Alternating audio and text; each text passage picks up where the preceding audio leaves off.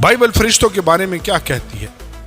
فرشتے روحانی لیکن حقیقی شخصی انفرادی حیثیت رکھنے والی مخلوق ہے۔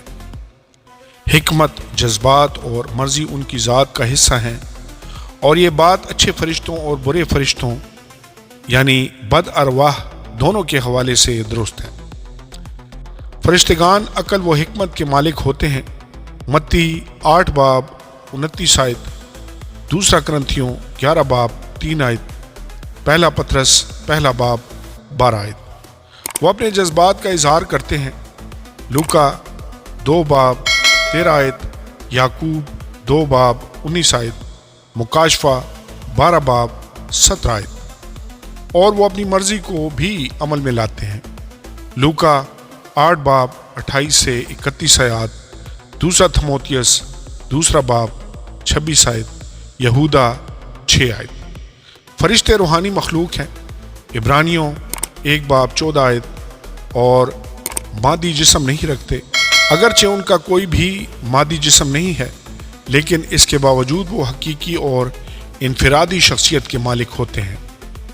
اب چونکہ فرشتے بھی تخلیق ہیں، اس لیے ان کا علم بھی محدود ہے۔ اس کا مطلب یہ ہے کہ وہ خدا کی طرح علم کل نہیں ہے۔ متی 24 باب 36 آیت۔ ایسا لگتا ہے کہ ان کے پاس انسانوں سے بہت زیادہ علم ہوتا ہے، اور اس کی 3 وجوہات ہو سکتی ہیں۔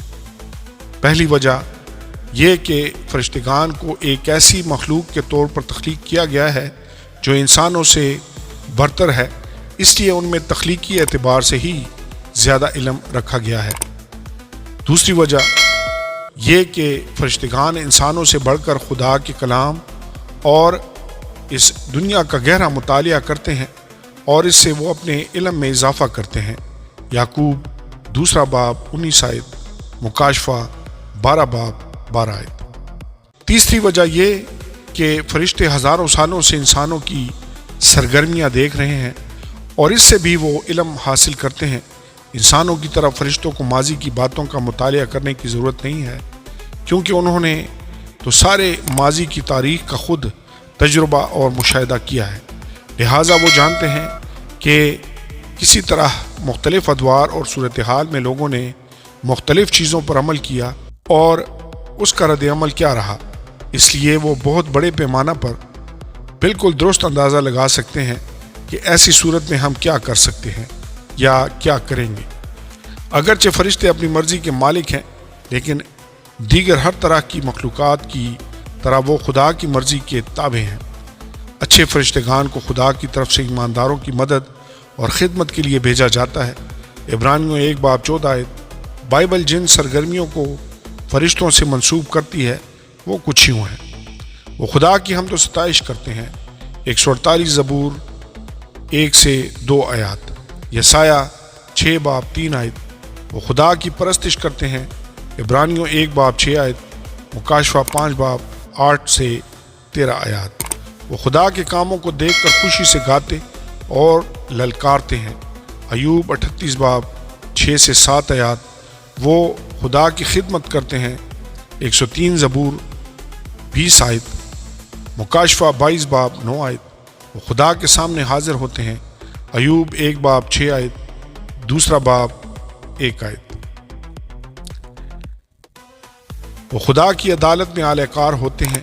مکاشفہ 7 باب 1 آیت، 8 باب 2 آیت۔ وہ مسیحوں کے طور طریقوں، ان کے اعمال، وہ چال چلن اور ان کے دکھ تکالیف کا مشاہدہ کرتے ہیں۔ پہلا کرنتھیوں 4 باب 9 آیت، 11 باب 10 آیت، افسیوں 3 باب 10 آیت، پہلا پطرس 1 باب 12 آیت۔ وہ خطرات کے وقت ایمانداروں کی حوصلہ افزائی کرتے ہیں۔ اعمال 27 باب 23 سے 24 آیات۔ وہ موت کے وقت ایمانداروں کی دیکھ بھال اور خدمت کرتے ہیں۔ لوکا 16 باب 22 آیت۔ فرشتے انسانوں سے یکسر مختلف قسم کی مخلوق ہے۔ انسان مرنے کے بعد قطعی طور پر فرشتے نہیں بنتے۔ فرشتے نہ تو کبھی انسان تھے اور نہ ہی وہ کبھی انسان بنیں گے۔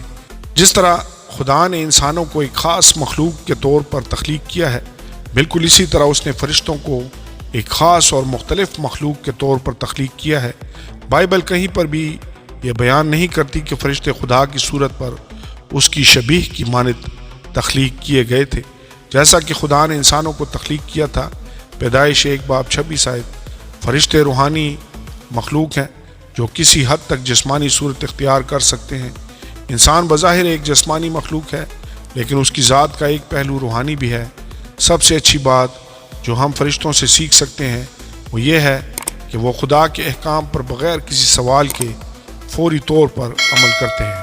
آمین اور آمین۔